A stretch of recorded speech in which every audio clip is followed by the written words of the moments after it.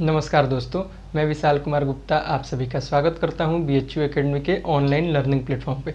दोस्तों, पिछले वीडियो में हम लोगों ने भारतीय इतिहास को शुरू किया था और भारतीय इतिहास के क्रम में भारत के आधुनिक इतिहास के बारे में समझा था। भारत के आधुनिक इतिहास के क्रम में हमें कौन कौन से चैप्टर को पढ़ने, उन चैप्टर के अंतर्गत हमें कौन कौन से टॉपिक को पढ़ने, उसके बारे में हमने देखा था। तो उसी क्रम में जो आधुनिक इतिहास के क्रम में हमारा पहला चैप्टर है यूरोपीय कंपनियों का आगमन, उसके बारे में आज हम लोग देखेंगे।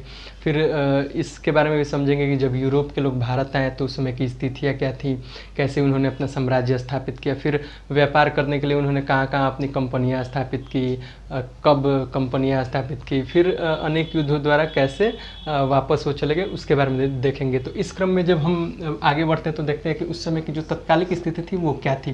तो अगर स्थिति की तुलना करें उस समय की तो देखते हैं कि भारत और यूरोप, अगर इन दोनों की तत्कालिक स्थिति की अगर हम बात करें तो देखते हैं कि उस समय जो भारत में था वो मध्यकालीन भारत का दौर चल रहा था, जबकि यूरोप अपने आधुनिक दौर में था।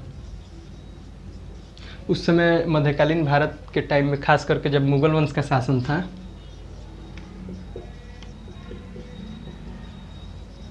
तो उसी समय यूरोप अपने पुनर्जागरण के विस्तृत रूप को पार कर चुका था। इस बीच जो भारतीय आर्थिक स्थिति थी वो मुगल वंश के नेतृत्व में अपनी समृद्धि को प्राप्त कर रही थी।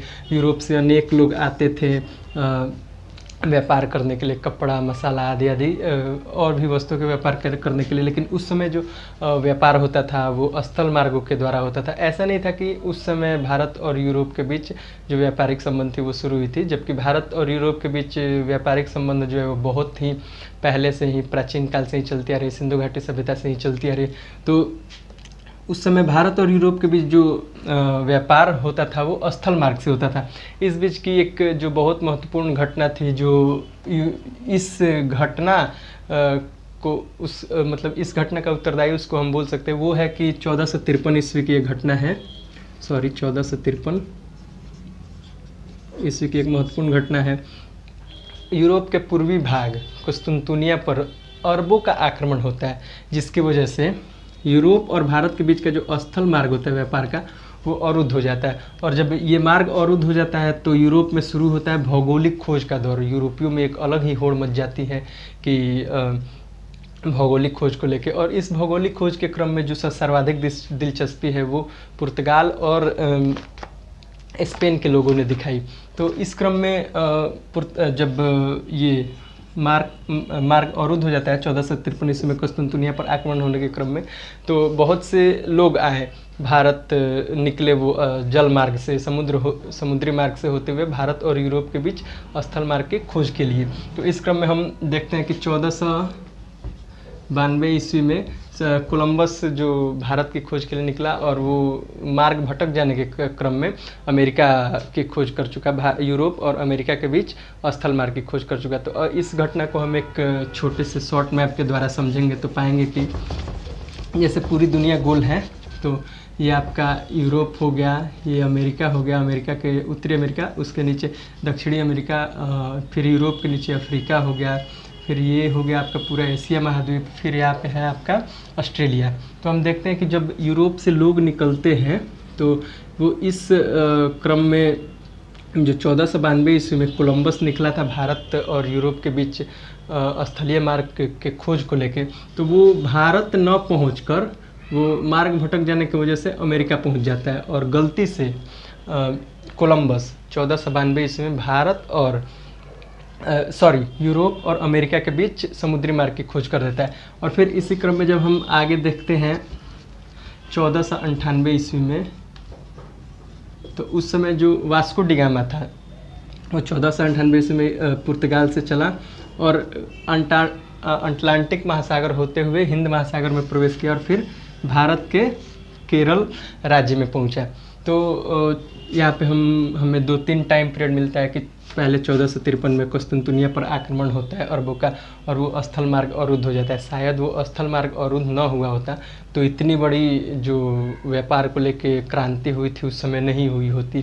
तो वही वजह थी कि जो 1453 में आक्रमण हुआ, मार्ग अवरुद्ध हुआ, फिर 1492 ईस्वी में कोलंबस ने यूरोप और अमेरिका के बीच तथा 1498 ईस्वी में वास्को डिगामा ने यूरोप और भारत के बीच समुद्री मार्गों की खोज की। इस क्रम में फिर धीरे धीरे करके बहुत से लोग आए भारत इसी समुद्री मार्ग से होते हुए व्यापार के लिए। इसी क्रम में हम जो जिसको पढ़ेंगे उसी को हम भारत में यूरोपीय कंपनियों का आगमन कहते हैं। तो इस क्रम में हम अब आगे धीरे धीरे करके भारत में कंपनी का आगमन का क्रम देखेंगे, कौन कौन सी कंपनियां कब आई, फिर उसके बाद हम देखेंगे कि कंपनी की स्थापना का क्रम तथा प्रथम कोटि उनकी कहाँ स्थापित हुई वो देखेंगे। तो इस क्रम में जो सबसे पहला नंबर आता है वो है पुर्तगाल। आप लोग को पता होगा कि सबसे पहले जो भारत आता है यूरोपीय वो था पुर्तगाल का वास्को डी गामा, जो 1498 ईस्वी में भारत के केरल राज्य के कोची बंदरगाह पे उतरा था। उस समय आपको पता होगा कि उस समय कोची को कोझिकोड के नाम से जाना जाता था, जहाँ पे उसका भव्य स्वागत कोची के राजा जमेरियन के द्वारा हुआ था।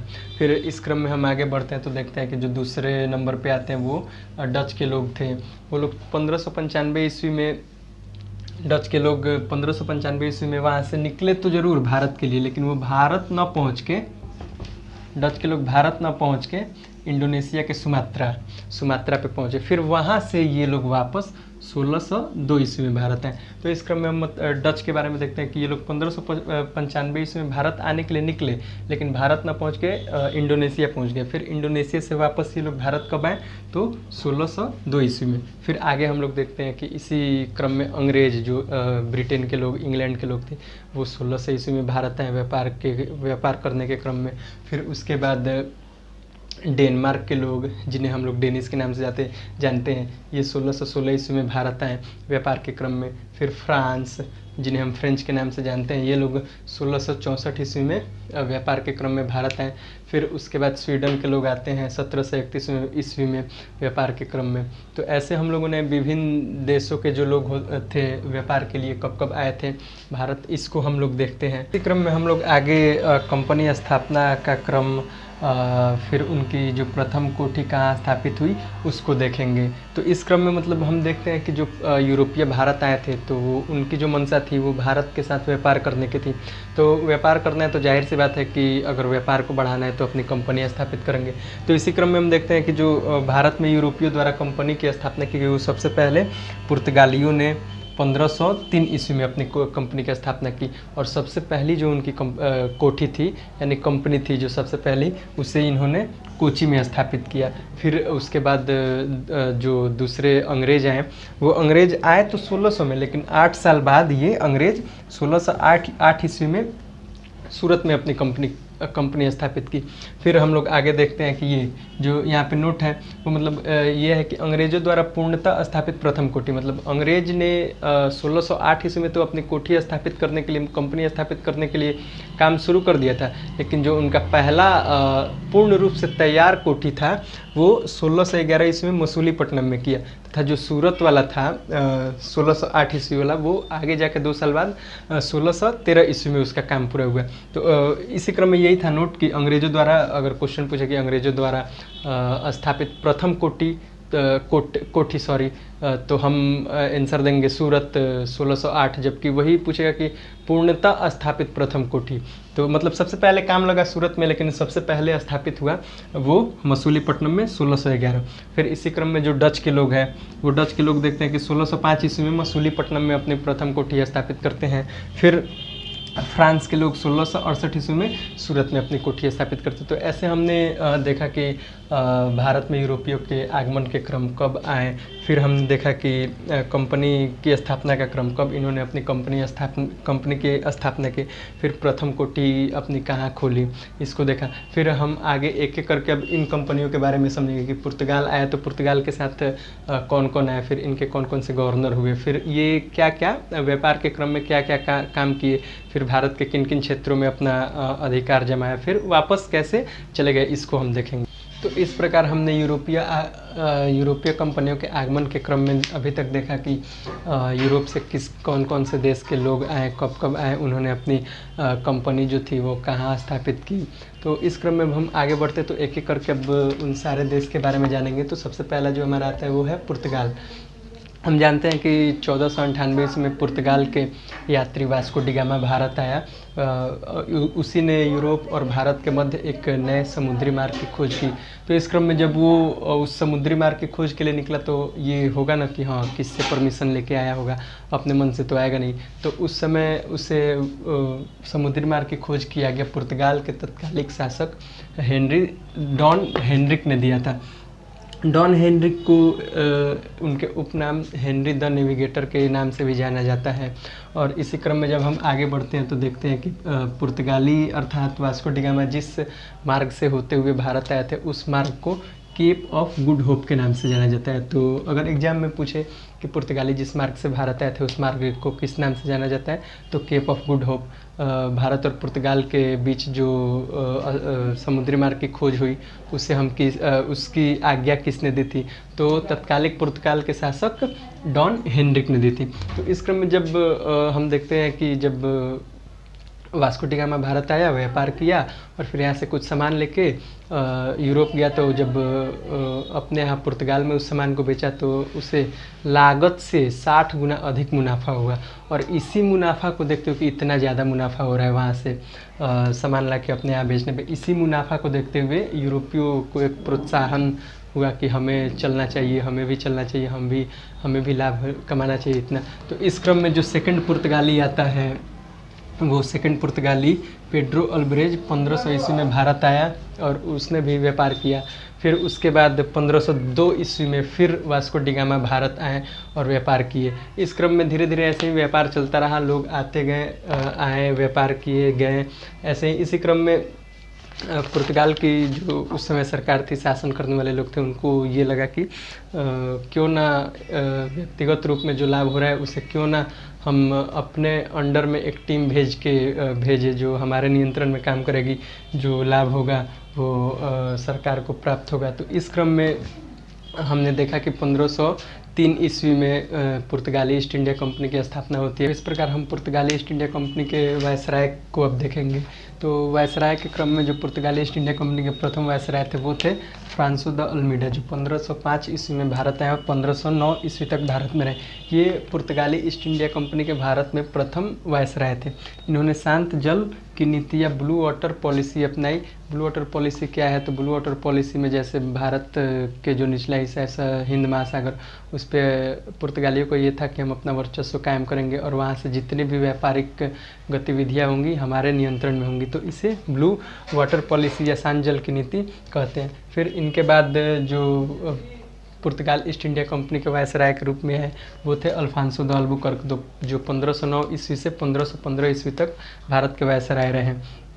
इन्होंने अपनी राजधानी अर्थात जो पुर्तगाली ईस्ट इंडिया कंपनी की राजधानी कोची को बनाया और 1510 ईस्वी में इन्होंने बीजापुर के शासक आदिल यूसुफ शाह से गोवा को जीता और पुर्तगाली क्षेत्र में शामिल किया। और इस क्रम में हम देखते हैं कि जो 1510 ईस्वी में इन्होंने अल्फांसो द अल्बुकर्क ने 1510 ईस्वी में बीजापुर के शासक से गोवा को जीता था। उस गोवा को पुर्तगाल 1961 ईस्वी में भारत को वापस सौंप के वापस जाते हैं। फिर इस क्रम में हम आगे देखते हैं तो एक और वायसराय का नाम मिलता है नीनो डी कुन्हा, जो 1529 ईस्वी में भारत आए और 1538 तक भारत में रहे।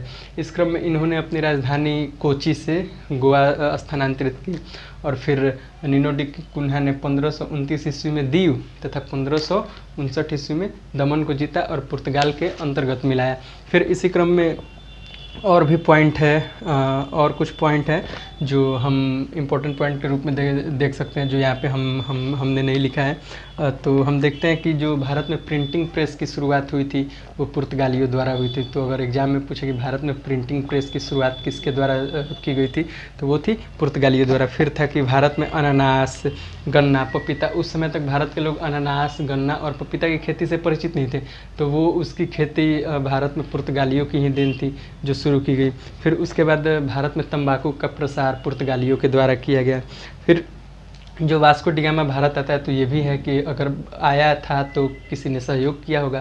तो पुर्तगाल से भारत आने में, समुद्री मार्ग द्वारा भारत आने में वास्को डी गामा का सहायता भारतीय व्यापारी अब्दुल मुजीद ने की थी। तो अगर एग्जाम में पूछे कि वास्को डी गामा की सहायता समुद्री मार्ग द्वारा भारत आने में किसने की थी, तो भारतीय व्यापारी अब्दुल मुजीद ने। फिर एक लास्ट पॉइंट है इस चैप्टर से रिलेटेड, इस टॉपिक से रिलेटेड, कि पुर्तगाल से वास्को डी गामा भारत तो आया, लेकिन वो वापस पुर्तगाल नहीं जा सका, उसकी मृत्यु यहीं पे हो जाती है और उसकी समाधि हमें अभी भी कोची में है। आज हमने यूरोपीय कंपनी के आगमन के क्रम में हमने यूरोप से आए विभिन्न देश के लोगों के बारे में देखा, उन्होंने अपनी कंपनी कहाँ स्थापित की उसको देखा। फिर उसके अंतर्गत हमने पुर्तगाल के बारे में समझा कि पुर्तगाल के लोग कैसे आए, कैसे व्यापार के, फिर उनके वायसराय के बारे में समझा। फिर कुछ इंपॉर्टेंट पॉइंट था जो यहाँ पे मैं इंक्लूड नहीं कर पाया था, उसको मैंने देखा। तो आज के लिए बस इतना ही रहने देते, फिर कल मिलेंगे अगले टॉपिक, इस चैप्टर के अगले टॉपिक डच के बारे में देखेंगे, फिर अंग्रेज के बारे में देखेंगे। तो दोस्तों आशा करता हूँ कि यूरोपीय कंपनी के आगमन के क्रम में पुर्तगाल से रिलेटेड जितने भी पॉइंट थे वो आपको समझ में आया होगा। अगर वीडियो पसंद आया तो वीडियो को लाइक करें, चैनल को सब्सक्राइब करें और वीडियो को ज़्यादा से ज़्यादा लोगों को शेयर करें। धन्यवाद।